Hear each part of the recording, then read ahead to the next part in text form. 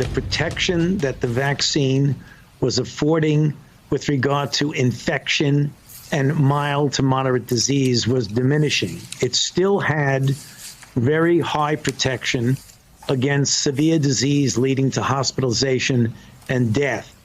But the direction was going wrong. It's very clear right now that when you give someone a booster, and we've done studies, it increases the level of antibody level that's associated with protection to a very, very high level. Dr. Fauci just today on this decision to recommend booster shots to Americans 8 months after their initial Pfizer or Moderna vaccine shots were completed. Doctor also mentioned the situation in Israel where infections are surging. We're going to talk about this. That country saw cases plummet, as you know, after a quick vaccination campaign.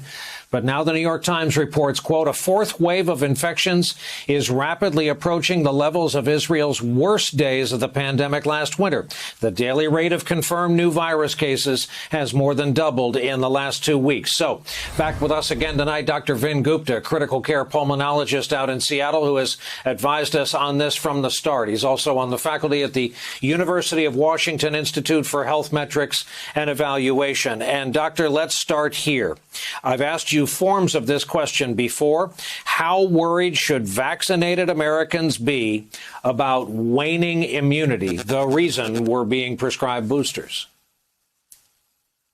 Well, good evening, Brian. And this is a consequential, very important, and now controversial topic. And this is what I would say. I'm not in the business of, or nor do I make it a habit of disagreeing with Dr. Fauci, but with all due respect to him, there is disagreement here on this issue, and I disagree with what the administration put out, which is boosters for everybody.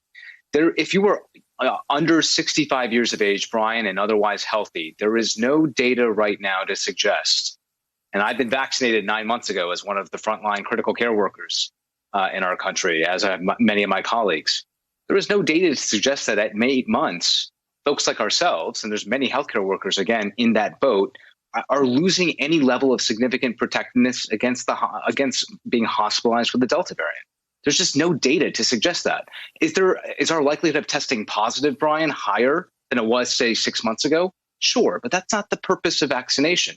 The purpose of vaccination is to keep people away from the hospital. And if you're otherwise healthy, less than 65 years of age, there is no indication for boosters for you. Let's talk about Israel. People probably wonder why we reference it so often in these discussions. It's a nation with the same population as the New York metropolitan area, but they have been a marker on a 1 or 2 month delayed basis for us. So why is the experience they're going through now important for us? Well, they've widely deployed the 2-dose Pfizer regimen, Brian. And so now it's basically an incubator for what does 2 doses of Pfizer mean for a population at large. And what we're seeing in Israel should inform very much what we should be doing here in terms of the third booster shot, that there is waning immunity for those that are older than 65 or have serious underlying conditions like cancer or other immunocompromising conditions like diabetes, for example, that those individuals will benefit from a third shot. So the third booster shot, absolutely, if we are prescriptive and surgical, will benefit a certain segment of society, as evidenced by Israel's real-world experience. But that does not mean, Israel's experience does not augur that everybody needs a booster shot right now. We should wait and see. We should focus on those that don't have one shot. Number one, we should focus on kids getting the vaccine, the vulnerable, as mentioned, and then the rest of the world. The boosters for all is only going to harm our ability to reach those that are unvaccinated.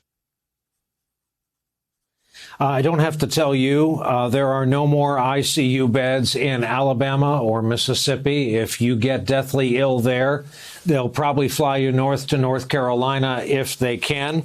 We're watching field hospitals go up again. We're seeing refrigerator trucks coming in again. Question is, when will you know when we have hit a spike, or is this going to be a rolling seasonal spike instead as things move north? You know, Brian, we're expecting about 1,000 to 1,500 deaths a day, day over day, middle of September, accounted for largely by the 7 states in the southeastern United States. It's only going to get worse. Now we're going to be entering December to February non-COVID threats like influenza, RSV already rearing its head. So I expect things, unfortunately, will get worse, and it's only going to compound the challenges of Delta. Do I suspect we're going to reach an endemic status of COVID throughout the country? Yes, absolutely. So people will continue, unfortunately, to die, but at lower levels, hopefully by the end of Q1 2022. What I will say for everybody out there that is not vaccinated or is high risk and fully vaccinated, if you're watching right now, go to combatcovid.hhs.gov.